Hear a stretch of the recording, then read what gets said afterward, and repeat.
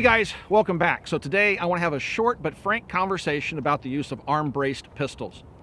A couple of years ago, the ATF released a letter just before SHOT Show that said, if you take a handgun that has a brace on it and you touch it to your shoulder and fire it, you have redesigned the gun from a handgun to a rifle. And I think perhaps maybe that letter was a little bit ambiguous, and I don't think the ATF really meant what they said in that, because I say that because in a court of law, after talking to a number of attorneys, I don't see how that is enforceable. If your intent, and everything in this case revolves around intent, if your intent is to own and shoot and operate a handgun and you just happen to touch it to your shoulder while you're doing that incidentally, you're not breaking any law. How can you do that? How can you redesign something by just misusing it a little bit? And your intent is not to circumvent the NFA law. And my intent has never been to circumvent the NFA law. That's like saying if I take my 4x4 Jeep and I drive it on a racetrack, I've redesigned it into a stock car. It just doesn't happen that way. It just doesn't work that way, okay? So here's an example. This is my Uzi pistol. This is a classic Uzi handgun. It's a big, heavy handgun. It's a semi-automatic legal version of a submachine gun that was developed in Israel. The full autos are very expensive, very rare, very cool, but I don't have one. This is just a semi-automatic, and these have become quite collectible. This gun is a lot bigger and heavier than just a standard handgun like this Beretta APX. It's just a big, heavy cudgel. To shoot it, especially if you have any type of disability, but even a 50-year-old male such as myself, it's a heavy handgun with a full 25 or 32 round magazine in it. Okay, so it could benefit from the use of a stabilizing brace, and that's exactly what a brace is a stabilizing brace. So I'm going to shoot this pistol for you guys here really quick. I'm going to ask a question, and this is an honest question. I'm interested to read your comments down below. So I'm going to go ahead and charge the firearm, put it on fire. I'm going to fire a couple of rounds as a pistol. I think everybody would agree that that is a pistol, but let's say I incidentally don't shoot it with my arms extended. I just touch the pistol to my shoulder and fire it. I touch it to my chest. Am I redesigning this handgun because it's touching a body part? Do you think that's defensible in court? I don't. So now we step forward into the modern era of the brace. The ATF originally ruled and still holds that this brace on this handgun does not turn it into a rifle. This is not a rifle. I bought this as a handgun with the IWI brace on it. It is intended to be a handgun with a stabilizing brace. And why do I say stabilizing? Because that's important. This, especially with an optic on it, is a very heavy handgun. You stick a 25 or 32 round magazine in this thing, and even a healthy elderly male, I'm not going to call myself elderly, would have a hard time shooting it like this for any length of time. If you have a disability, it certainly would be hard to do. So you have the option of sticking your arm through here using the strap and strapping it to your arm. I don't choose to do that because it kind of permanently attaches the gun to my arm and takes me a while to get in and get out of it, but I can still use it against my bicep and brace it. Okay, you see me all the time in video shooting it from the cheek. It's not touching my shoulder, but from the cheek. But what happens if it accidentally touches my shoulder? Have I just redesigned this into a rifle?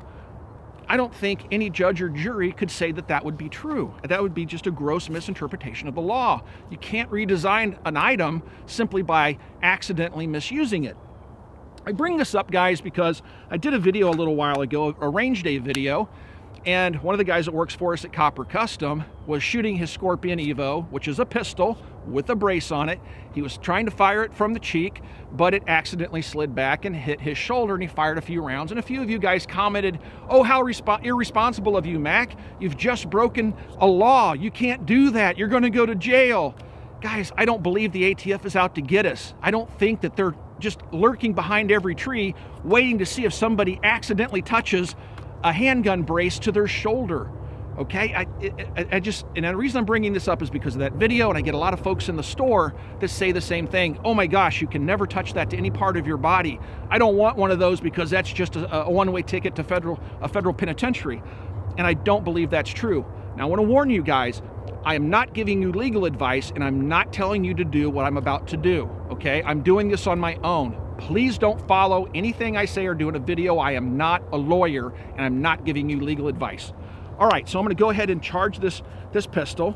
I'm gonna fold the brace to the side, and I can't fire the pistol with the brace to the side, okay? So it blocks the trigger guard. But what's nice about this is I've actually taken this with me across state lines when I travel as a self-protection tool. It's a very handy little pistol for that purpose, especially with the stabilizing brace. Now I extend the brace. I'm gonna go ahead and charge the firearm, and I'm gonna shoot it like a handgun.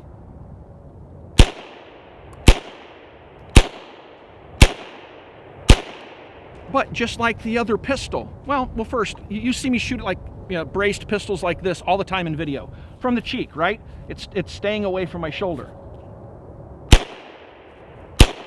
You can even shoot it from the forearm, right? So you get down there from the forearm. It's not technically in my shoulder, guys. All right, and some people will shoot them from the chest, although it's kind of hard to use the sights. But some of you guys are so concerned that if you go from here to here, that you're gonna go to federal prison. Yes, I just fired the gun from my shoulder. Again, I'm not intending to circumvent the law. This is a handgun. I intend it as a handgun, and if it accidentally touches my shoulder, I do not believe I'm gonna go to federal prison. If I do, I need somebody to start a GoFundMe page and help get me out of prison, but that's another story. But seriously, guys, the concern over the use of SB tactical braces, I still use them. I still brace a whole bunch of firearms. I find them to be very useful, and they do stabilize nicely, especially when you're trying to make those long shots. Or if you just want to dump the magazine. I don't think I got a whole lot left. They're very cool and useful tools.